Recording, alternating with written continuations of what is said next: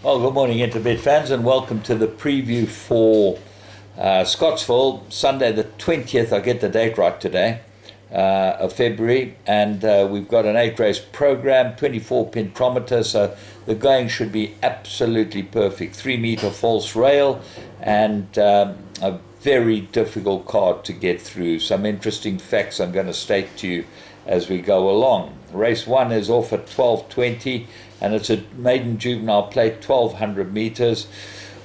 Well, the ones that have run, Boundless Bash and Eddie the Mover. Eddie the Mover is the favorite, but I really like Boundless Bash. I liked its first run.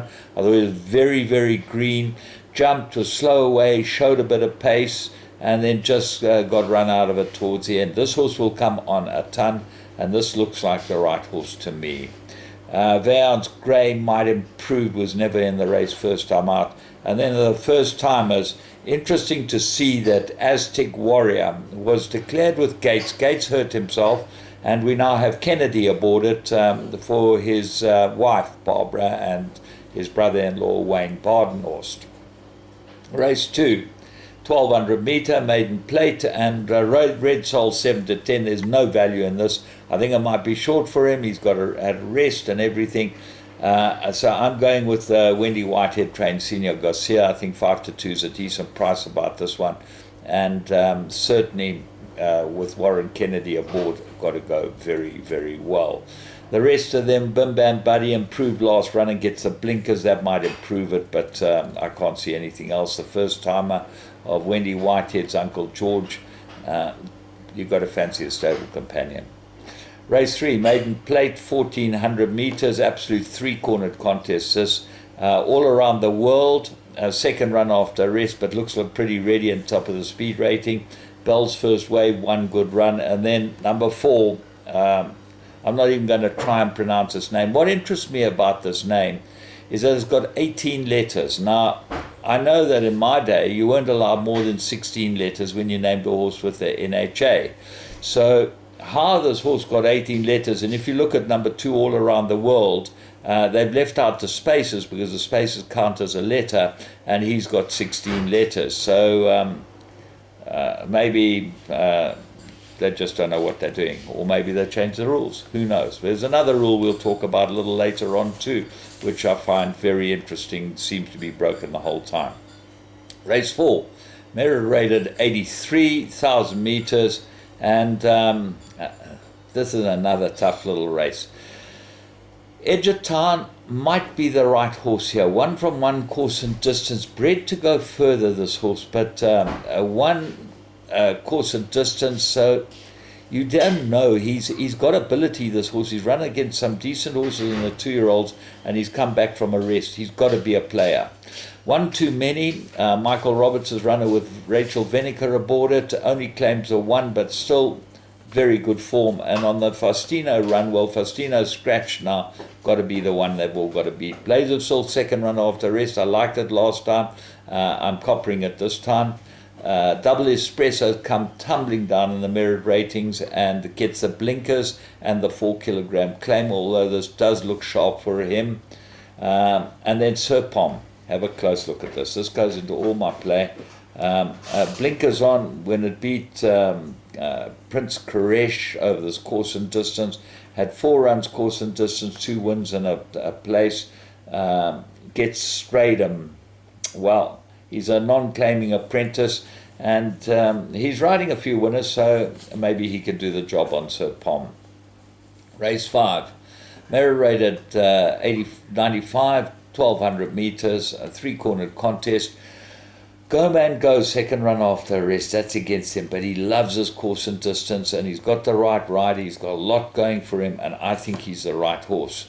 But the other horse at second run is Party Time. Very fast. Not a bad run last time, and has come back from a gelding and ran a pretty good race.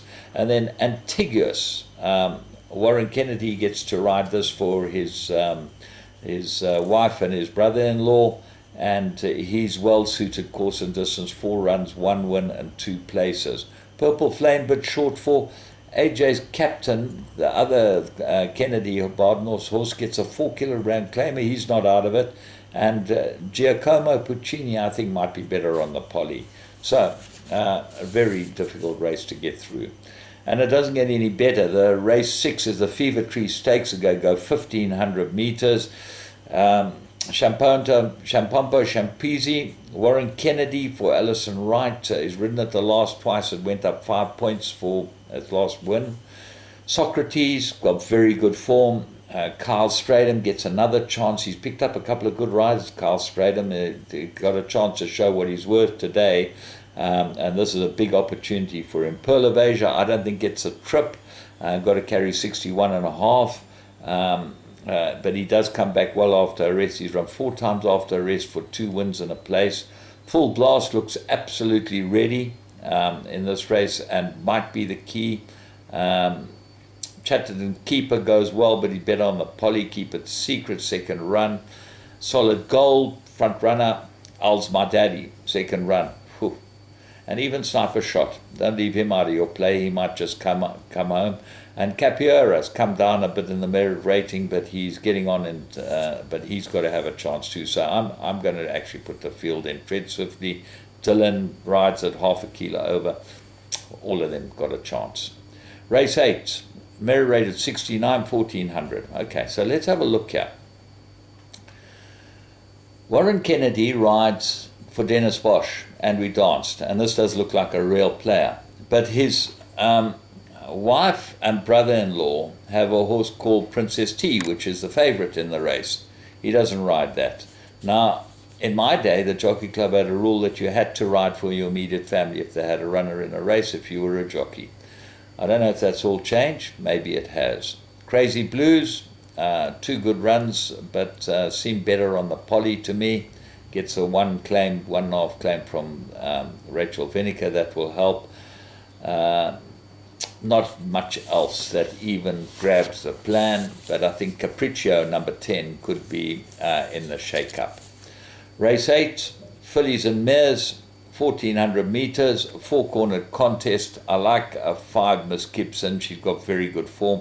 But if you like her, the value's got to be with number 2, Laurel Lane. Go to the Southern Cape Run, and you'll see why. Because in the Southern Cape Run, she carried 52, and the favorite, Miss Gibson, carried 54.5. Miss Gibson now has 57.5, and Laurel Lane's got 52, and there was not much between them, a length and a half, so that gives Laurel Lane a huge chance, and they put the blinkers on her. Beckoning Beauty, I find the interesting horse here. Doesn't get the trip. If it does, and it should, got to be a big runner. Carl Stradham, another one that he's riding that's got to have a big chance. This is 16-1, head of the speed rating. And then 9, Snow Tune, good form and win. And I think this is a very difficult card. But as I said yesterday, the exotics can pay. And if you followed me yesterday and listened, litigation, I was very, very strong on that. And I was very strong on Bay Soué, Byron Foster's runner. They both ended up winning. So I hope you had a great day. From me, James Goodman, and the whole Interbet team. Remember, you've got to bet with Interbet. All the money goes through the tote, and that's what we want. We want the money through the tote. Have a good one.